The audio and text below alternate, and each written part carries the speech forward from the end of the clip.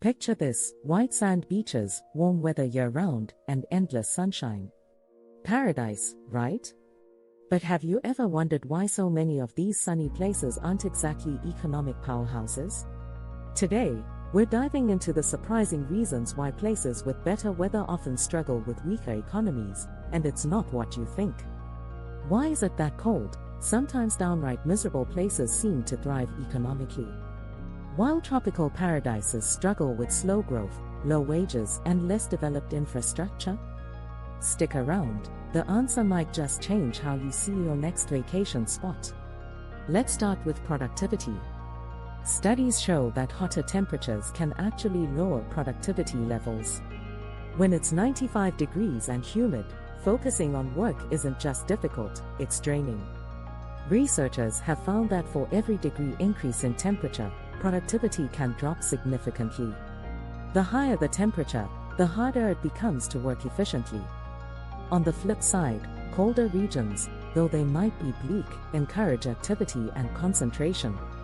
People spend more time indoors, and the emphasis on staying busy seems to come naturally.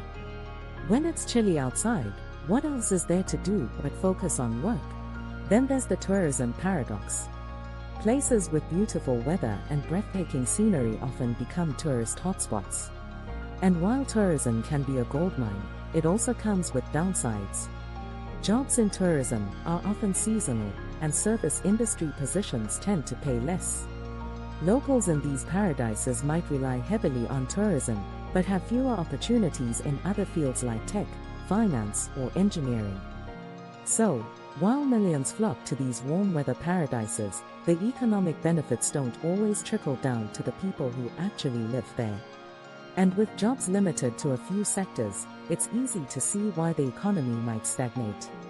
And let's talk about infrastructure.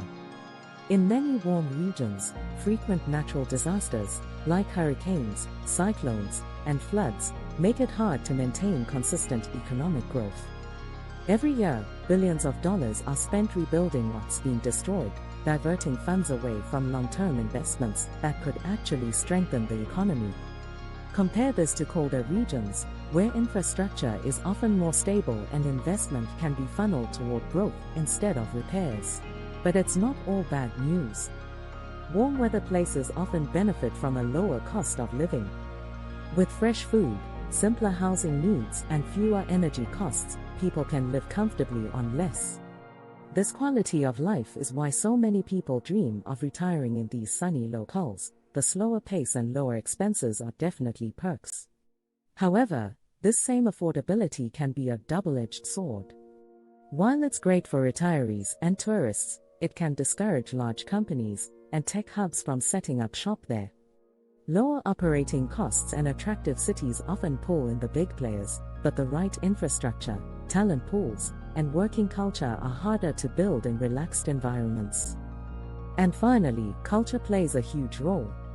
In warmer places, people often value social time, relaxation, and family, sometimes more than material success or climbing the corporate ladder. This isn't a bad thing, in fact, it's what makes these places so attractive to visitors. But it does mean that the same intense, work-focused culture you see in colder places isn't as prominent. In short, sunny places often prioritize a slower, happier lifestyle over the corporate grind. And while that's great for mental health, it might just be why these places struggle with economic growth. So, why do warm weather places have worse economies? It's a mix of lower productivity, reliance on tourism, the toll of natural disasters, lower costs, and a lifestyle that values happiness over hustle. But hey, maybe they're onto something. After all, isn't happiness the real measure of success? Thanks for watching. If you enjoyed this video, give it a thumbs up, subscribe, and let us know in the comments, would you rather live in a bustling city or a relaxed beach town? And why?